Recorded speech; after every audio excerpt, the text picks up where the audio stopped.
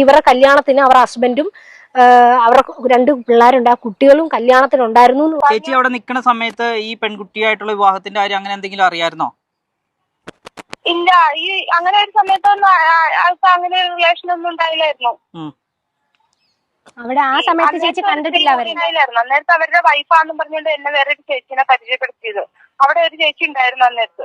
അപ്പൊ നമ്മുടെ അച്ചായന്റെ വിവാഹ തട്ടിപ്പുമായി ബന്ധപ്പെട്ട് കൂടുതൽ വിവരങ്ങൾ പുറത്തു വന്നിരിക്കുകയാണ്. അത് പുറത്തുവിട്ടത് മറ്റാരുമല്ല, മുൻ കാമുകിയായിരുന്ന ജിനു തോമസ് തന്നെയാണ്. നമുക്കറിയാം, ഈ പറയുന്ന അച്ചായന്റെ കല്യാണം ഈ അടുത്ത് നടന്നിട്ടുണ്ടായിരുന്നു. പലരും അത് സോഷ്യൽ മീഡിയയിലൂടെ കണ്ടു കാണും. അതിന് പിന്നാലെ ഈ അച്ചായന്റെ അമ്മാവന്റെ മകളുടെ ഭർത്താവ് ചില കാര്യങ്ങൾ വെളിപ്പെടുത്തിക്കൊണ്ട് രംഗത്ത് വന്നിട്ടുണ്ടായിരുന്നു. ഇയാളൊരു വിവാഹ തട്ടിപ്പ് വീരനാണ്, ഇയാൾ മുമ്പും ഒരുപാട് പെൺകുട്ടികളെ ഇതുപോലെ പറ്റിച്ചിട്ടുണ്ട് എന്നൊക്കെ പറഞ്ഞുകൊണ്ട് നമ്മളായിരുന്നു ആ വോയിസ് ഒക്കെ പുറത്തു വിട്ടത്. അതിനുശേഷം ഈ പറയുന്ന അച്ചായന്റെ മുൻ കാമുകിയായിരുന്ന ജിനു തോമസും ചില കാര്യങ്ങൾ പറഞ്ഞുകൊണ്ട് രംഗത്ത് വന്നിട്ടുണ്ട്. ഓൺലൈൻ മലയാളം എന്റർടൈൻമെന്റ് എന്ന് പറയുന്ന ചാനൽ 3-4 പാർട്ടായിട്ടാണ് അവർ ഇന്റർവ്യൂ കൊടുത്തിട്ടുള്ളത്. അത്രയും കാര്യങ്ങൾ അവർ അച്ചായനെ കുറിച്ച് പറയുന്നുണ്ട്. എന്തായാലും അതിലെ 3rd പാർട്ടിൽ ഇവർ കുറച്ചധികം കാര്യങ്ങൾ പറയുന്നുണ്ട്. നമുക്ക് എന്തായാലും അതൊന്ന് കണ്ടു നോക്കാം. കുറെ പേര് പറയുന്നു ആലുവയിൽ വീടെന്ന്, ചിലർ പറയുന്നു കോട്ടയത്ത് വീടെന്ന് പറയുന്നു.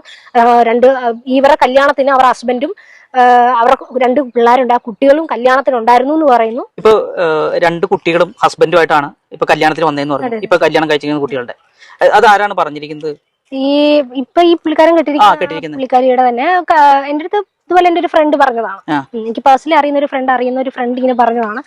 പിന്നെ ഇവനെ കുറെ അടി കൊടുത്ത ടീംസ് ഉണ്ട് ട്രിവാൻഡ്രത്ത്. അതെന്റെ ക്ലോസ് ഫ്രണ്ട്സ് ഉണ്ട് കുറച്ച് പേര്. അവരും പറഞ്ഞതാണ് അല്ലെ. ഇത് ആരെ കുറിച്ചാ പറഞ്ഞെന്ന് മനസ്സിലായല്ലോ. അച്ചായൻ ഇപ്പം കെട്ടിയ പെണ്ണിനെ കുറിച്ചാണ്. അവൾക്ക് വേറെയും ഭർത്താവും അതിൽ കുഞ്ഞുങ്ങളും ഉണ്ട് എന്നൊക്കെയാണ് ഇവിടെ ജിനു പറഞ്ഞു വെക്കുന്നത്. ആ പെൺകുട്ടിയുടെ പേരെന്തോ ആതിര എങ്ങാനുമാണ് അല്ലെ. ആ പെൺകുട്ടിക്ക് ആകെ 25 വയസ്സിന് താഴെങ്ങാനും പ്രായമുള്ളൂ. അവരെ കുറിച്ചാണ് ജിനു ഇങ്ങനെ ഒരു ആരോപണം ഉന്നയിക്കുന്നത്. അതും വളരെ ഗുരുതരമായിട്ടുള്ള ഒരു ആരോപണമാണ് അല്ലെ. ഒരു ഭർത്താവും കുഞ്ഞും ഉണ്ടായിരിക്കെ തന്നെ മറ്റൊരുത്തനെ വിവാഹം കഴിക്കുക എന്ന് പറയുന്നത് ശരിക്കും പറഞ്ഞാൽ ഒരു അവിഹിത ആരോപണം തന്നെയാണ്. പക്ഷെ ഇതേ ജിനു തന്നെ അത് കൺഫേം അല്ല, അവിടുന്ന് ഇവിടുന്ന് കേട്ടിട്ടുള്ള അറിവാണെന്നും പറയുന്നുണ്ട്. ആക്ച്വലി എനിക്ക് ഇവിടെ ജിനുവിനോട് പറയാനുള്ളത്, ഇത്തരം ആരോപണം ഒരു വ്യക്തിക്കെതിരെ ഉന്നയിക്കുന്ന സമയത്ത് അതിൽ കുറച്ചുകൂടി വ്യക്തത വരുത്താമായിരുന്നു, ഒരു ഉറപ്പ് വരുത്താമായിരുന്നു. ഇതൊരു മാതിരി ചുമ്മാ അവിടുന്ന് ഇവിടുന്നൊക്കെ കേട്ടിക്കണ്, എനിക്ക് ഉറപ്പില്ല, എന്നാൽ ഇങ്ങനെയൊക്കെയാണ് കാര്യങ്ങളെന്ന് പറയുമ്പോൾ, പ്രത്യേകിച്ച് ഒരു പബ്ലിക് പ്ലാറ്റ്ഫോമിൽ വന്ന് ഒരാളെ കുറിച്ചുള്ള ഇത്തരം അവിഹിത ആരോപണങ്ങൾ ഉന്നയിക്കുമ്പോൾ ഇങ്ങനെ ഉറപ്പ് വരുത്താതെ പറയുന്നത് അത്ര ശരിയല്ല. ഇപ്പൊ ജിനുവിനെ സംബന്ധിച്ചിടത്തോളം അച്ചായനെ കുറിച്ച് എന്തും പറയാം. കാരണം കുറച്ചു കാലം അയാളുടെ വീട്ടിൽ പോയി ആളുടെ കൂടെ താമസിച്ച ഒരാളാണ് ജിനു. സ്വാഭാവികമായിട്ടും അയാളിൽ നിന്നുണ്ടായ അനുഭവം എന്ന നിലക്ക് ജിനു പറയുന്ന കാര്യങ്ങൾ കുറെയൊക്കെ നമുക്ക് വിശ്വസിക്കാൻ പറ്റും. പക്ഷെ അതുപോലെയാണ് അച്ചായൻ ഇപ്പം കല്യാണം കഴിച്ച ആതിര എന്ന പെൺകുട്ടിയുടെ അവസ്ഥ. അവളെ കുറിച്ച് ജിനുവിന് ഒരു അറിവ് പോലും ഇല്ല. എന്നിട്ടും ഇത്തരം കാര്യങ്ങളൊക്കെ യാതൊരു തെളിവുമില്ലാതെ ഇങ്ങനെ വിളിച്ചു പറയുന്നത് അത്ര നല്ലതല്ല. ഇത് വേണ്ടായിരുന്നു എന്ന് തന്നെയാണ് എനിക്ക് പറയാനുള്ളത്. ഇനി ഇവര് പറയുന്ന കാര്യങ്ങൾ സത്യമാണ് എങ്കിൽ, അതായത് ഇവിടെ ശരിക്കും ഒരു ഭർത്താവും കുഞ്ഞിനെയും വെച്ചിട്ടാണ് അച്ചായനെ കെട്ടിയത് എങ്കിൽ അത് മുഖവിലേക്ക് എടുക്കപ്പെടേണ്ടത് തന്നെയാണ്. പിന്നെ അത് കഴിഞ്ഞ ഇവിടെ ജിനു ഒരു കാര്യം പറയുന്നുണ്ടല്ലോ, ഈ പറയുന്ന ആതിരയുടെ ഭർത്താവും കുഞ്ഞും ആതിര അച്ചായനെ കല്യാണം കഴിക്കുന്ന സമയത്ത് ആ വേദിയിൽ ഉണ്ടായിരുന്നു എന്ന്. എനിക്ക് തോന്നുന്നില്ല അങ്ങനെയൊക്കെ സംഭവിക്കുമെന്ന്. പ്രത്യേകിച്ച് കുട്ടികളെ മാറത്ത തന്റെ ഭാര്യ മറ്റൊരുത്തനെ കെട്ടുന്ന ഒരു വേദിയിൽ ഇങ്ങനെയൊക്കെ നടക്കുമെന്ന് എനിക്ക് തോന്നുന്നില്ല. എന്തായാലും സത്യം പുറത്തു വരട്ടെ അല്ലെ. ഇനി ഈ പറയുന്ന അച്ചായന്റെ വീട്ടിൽ കുറച്ച് ദിവസങ്ങൾക്ക് മുമ്പ് ഹോം നേഴ്സ് ആയിട്ട് ഒരു യുവതി ജോലി ചെയ്തിട്ടുണ്ടായിരുന്നു. നമുക്കറിയാം അച്ചായന്റെ അമ്മക്ക് തീരെ സുഖമില്ല. അവര് പരിചരിക്കാൻ വേണ്ടിയായിരുന്നു യഥാർത്ഥത്തിൽ ആ ഹോം നേഴ്സ് അവിടെ വന്നത്. പിന്നെ അമ്മയുടെ അസുഖം പറഞ്ഞിട്ടാണല്ലോ ജിനുവിനെയും അച്ചായൻ വീഴ്ത്തിയത്. അമ്മക്ക് തീരെ സുഖമില്ല, നീ കുറച്ചു കാലം എന്റെ കൂടെ വന്ന് നിൽക്കെന്ന് പറഞ്ഞിട്ടാണല്ലോ കൂടെ കയറ്റി ജിനുവിനെ താമസിപ്പിച്ചത്. എന്നാലും ഇത് അങ്ങനെയല്ല കേട്ടോ, ശമ്പളം പറഞ്ഞുറപ്പിച്ച് ജോലിക്കായിട്ട് തന്നെയാണ് ഈ ഹോം നേഴ്സ് വന്നത്. ആ ഹോം നേഴ്സ് ആണെങ്കിൽ കുറച്ച് കഴിഞ്ഞ് ആ ജോലി നിർത്തി പോവുകയും ചെയ്തു, അത് വേറെ കാര്യം. എന്തായാലും ആ ഹോം നേഴ്സിനെ വിളിച്ച് ജിനു സംസാരിക്കുന്നുണ്ട്. നമുക്ക് എന്തായാലും ആ ഭാഗം ഒന്ന് കേട്ടോക്കാം. ചേച്ചി അവിടെ നിൽക്കുന്ന സമയത്ത് ഈ പെൺകുട്ടിയായിട്ടുള്ള വിവാഹത്തിന്റെ കാര്യം അങ്ങനെ എന്തെങ്കിലും അറിയായിരുന്നോ? ഇല്ല, ഈ അങ്ങനെ ഒരു സമയത്തൊന്നും ആൾക്ക് അങ്ങനെ ഒരു റിലേഷൻ ഒന്നും ഉണ്ടായില്ലായിരുന്നു. അവിടെ ആ സമയത്ത് ചേച്ചി കണ്ടിട്ടില്ല അവരെ.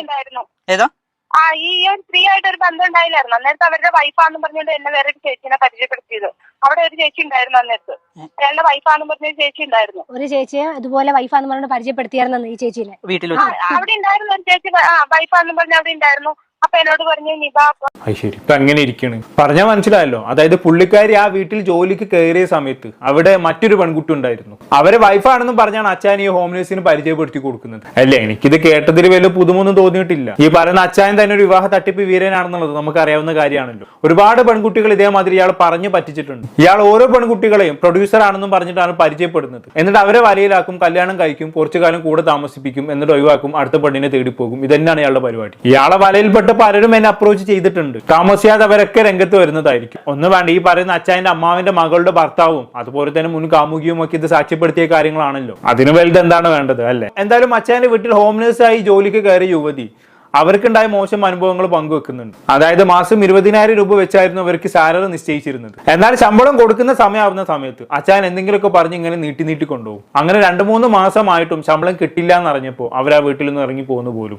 2-3 മാസം ആ വീട്ടിൽ ജോലി ചെയ്തു, ₹1 പോലും അവർക്ക് സാലറി ആയിട്ട് ലഭിച്ചിട്ടില്ല. എന്ത് പറയാനാണ് അല്ലേ. ഇനി അച്ഛന്റെ വിഷയവുമായി ബന്ധപ്പെട്ട് തൊപ്പിയുടെ ഇൻവോൾവ്മെന്റിനെ കുറിച്ച് ജിനു സംസാരിക്കുന്നുണ്ട്. നമുക്കറിയാം അച്ഛന്റെ ക്ലോസ് ഫ്രണ്ട് ആണ് തൊപ്പി എന്ന് പറയുന്നത്. തൊപ്പിന്റെ ലാബിലാണല്ലോ ഈ അച്ഛൻ എല്ലാവരും അറിയുന്നത്. എന്തായാലും തൊപ്പിനെ കുറിച്ച് ജിനു പറഞ്ഞ കാര്യങ്ങളൊന്ന് കേട്ടോക്കാം. ഈ തൊപ്പിയുടെ കാര്യം പറഞ്ഞല്ലോ, തൊപ്പി കാരണമാണ് അമ്മയ്ക്ക് ഞാനിപ്പോ പറയാം. സംഭവം എന്താന്ന് വെച്ചാ അത് എന്നോടും പറഞ്ഞിട്ടുണ്ട്.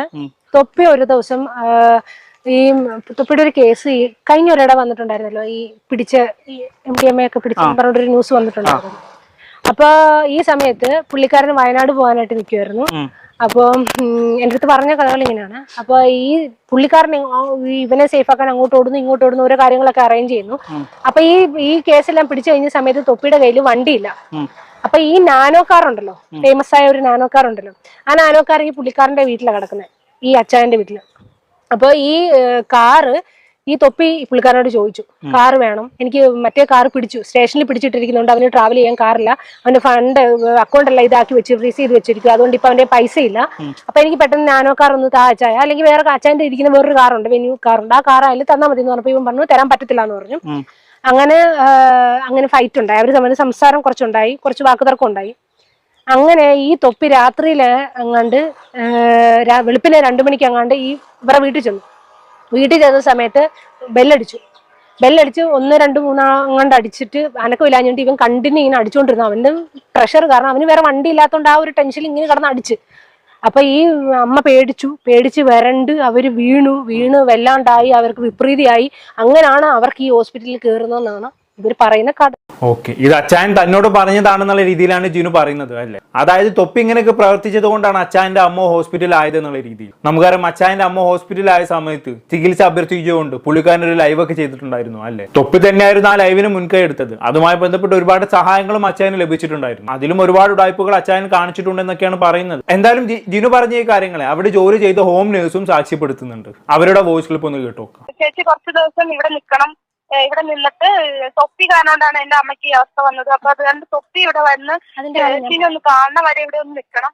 കാരണം തൊപ്പി വന്നു കഴിഞ്ഞാൽ അമ്മയ്ക്ക് ട്രീറ്റ്മെന്റിന് ആവശ്യമായിട്ടുള്ള പൈസയും കാര്യങ്ങളൊക്കെ അവൻ തരും. കാരണം എന്താന്ന് വെച്ചിട്ടുണ്ടെങ്കിൽ അവൻ കാരണമാണ് എന്റെ അമ്മ ഈ ഒരു അവസ്ഥയിൽ വന്നത്. അപ്പൊ അതുകൊണ്ട് അവൻ തന്നെ എന്റെ അമ്മേനെ ട്രീറ്റ്മെന്റ് ചെയ്യണം.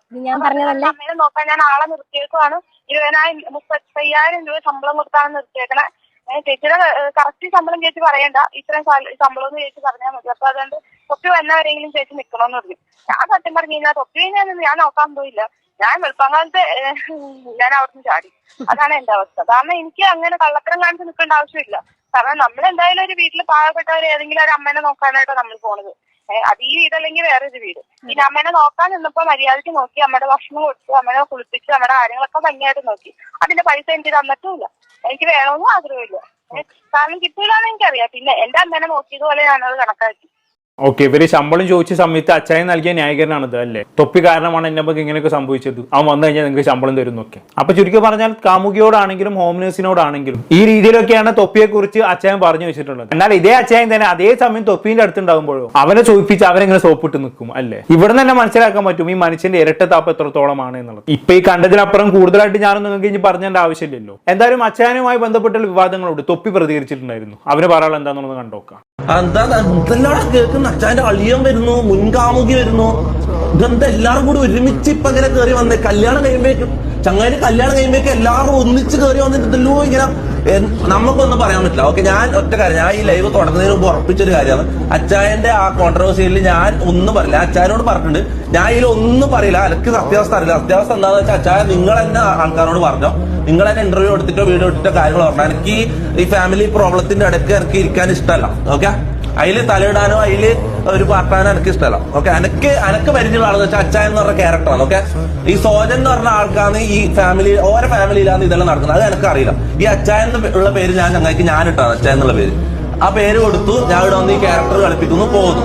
അത് കഴിഞ്ഞ് സോജൻ എന്ന് പറയുന്ന ആള് വീട്ടില് അവർക്ക് ഫാമിലിയിൽ പ്രശ്നങ്ങളുണ്ടോ, അവർ അളിയനായിട്ട് പ്രശ്നം, ചിലപ്പോൾ അളിയനും ഈ അച്ചായനുമായിട്ട് ശത്രുത ഉണ്ടാവും, അതുകൊണ്ട് അയാൾ ഇങ്ങനെ പറഞ്ഞുണ്ടാക്കുന്നതാണെങ്കിലോ. പിന്നെ ഇതെന്താന്ന് എനിക്ക് പറയാൻ പറ്റില്ല. ഓക്കെ, അതിൽ ഞാൻ ഒരിക്കലും ഇതില് എന്റെ സ്റ്റേറ്റ്മെന്റ് എനിക്ക് ഇതിലൊന്നും തലയിടാൻ താല്പര്യമില്ല. ഓക്കെ, എനിക്ക് ഇതിനെ കുറിച്ച് അതിൽ തലയിടാനേ താല്പര്യമില്ല. ഓക്കെ, ഓക്കെ, ഈ സൗജന വർഗീസ് എന്നുള്ളത് അച്ചായന്റെ റിയൽ നെയിം ആണ് കേട്ടോ. അച്ചായൻ എന്നുള്ളത് പുള്ളിക്കാരൻ സോഷ്യൽ മീഡിയ ഉള്ള പേരാണ്. അത് തൊപ്പി തന്നെയാണ് ആ പേര് കൊടുത്തത്. എന്തായാലും ഇത്രയൊക്കെയാണ് തൊപ്പി പറഞ്ഞു വെക്കുന്ന കാര്യങ്ങൾ. പിന്നെ തൊപ്പിയെ സംബന്ധിച്ചിടത്തോളം അവനൊരു പാവം പയ്യനാണ്. ഈ വിഷയത്തിൽ ഇവന് പ്രത്യേകിച്ച് ഇൻവോൾവ്മെന്റ് ഒന്നും ഇല്ല എന്നാണ് മനസ്സിലാക്കാൻ കഴിയുന്നത്. ജസ്റ്റ് റീച്ചിനും ഫെയിമിനും വേണ്ടി അച്ചായൻ അവൻ ഉപയോഗിക്കുന്നു, അത്രയേ ഉള്ളൂ. പിന്നെ എനിക്കിവിടെ തൊപ്പിയോട് പറയണത്, ദയവ് ചെയ്ത് ഇത്തരം ആളുകളെ അകറ്റി നിർത്തുക. ഇവരൊക്കെ ഇനിയും കൊണ്ട് നടന്നാണെങ്കിൽ ഉള്ള വിലയും കൂടി പോകത്തേ ഉള്ളൂ. അത്രേ എനിക്കിപ്പോ ഈ സാഹചര്യത്തിൽ തൊപ്പിയോട് പറയാനുള്ളൂ. കൂടുതലായൊന്നും പറയാനില്ലേ. എല്ലാവർക്കും കാര്യങ്ങൾ വ്യക്തമായി മനസ്സിലായി കാണുമെന്ന് വിചാരിക്കുന്നു. എന്താണെന്ന് കേട്ട് നിങ്ങൾക്ക് തോന്നുന്നത് താഴെ കമന്റ് ബോക്സിൽ രേഖപ്പെടുത്തുമല്ലോ. അടുത്തൊരു ടോപ്പിക്കുമായി വീണ്ടും കാണാം.